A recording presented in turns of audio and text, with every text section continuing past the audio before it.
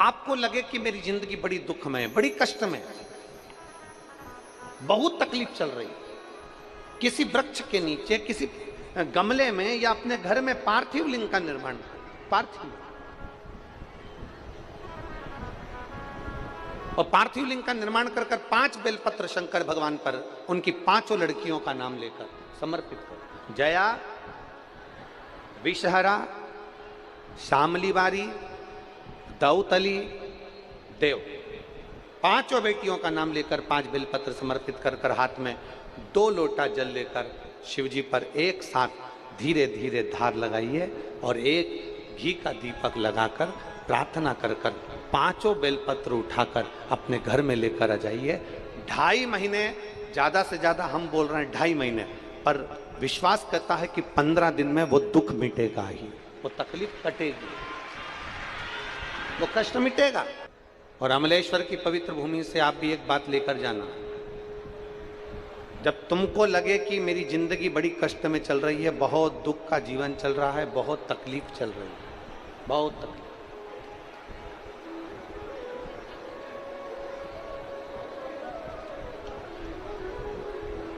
आपको लगे कि आपका जीवन बड़ा कष्टमय है, बहुत तकलीफ का जीवन चल रहा है, तब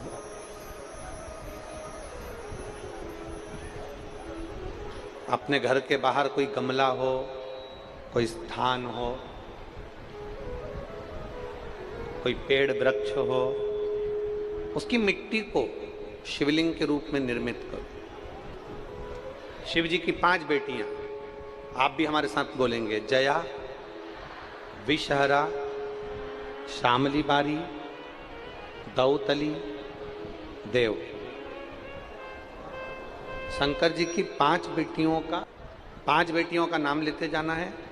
वृक्ष के नीचे या किसी गमले की मिट्टी को, यदि कहीं पार्थिव शिवलिंग का निर्माण अगर आप कर रहे हैं तो घर में भी पार्थिव लिंग बनाकर या पेड़ के नीचे या गमले में शिवलिंग बनाकर शंकर जी की 5 लड़कियों का नाम लेकर एक बेलपत्र शिव जी को समर्पित करना। और शंकर भगवान को समर्पित करने के बाद दोनों हाथ में 2 लोटा जल लेना।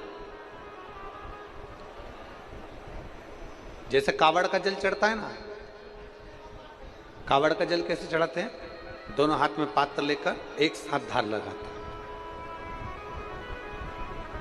बस वैसा ही। आपको लग रहा है कि मेरी जिंदगी बहुत कष्ट में चल रही है, पूरा दुख भगवान ने मेरे ऊपर ही दे दिया, बहुत पूरी जिंदगी का पूरा कष्ट मुझे दे दिया, पूरा कष्ट। आपको लग रहा केवल शिव की आराधना करना। एक महिला यहां बैठी है जिसके घर में 5 साल तक उसने इंतजार करा था कि मेरे घर में औलाद हो जाएगी, 5 वर्ष नहीं हुई, 5 वर्ष तक इंतजार करा, नहीं हुई। घर के लोगों ने विचार कर लिया अब इसके गर्भ से कभी औलाद नहीं हो सकती।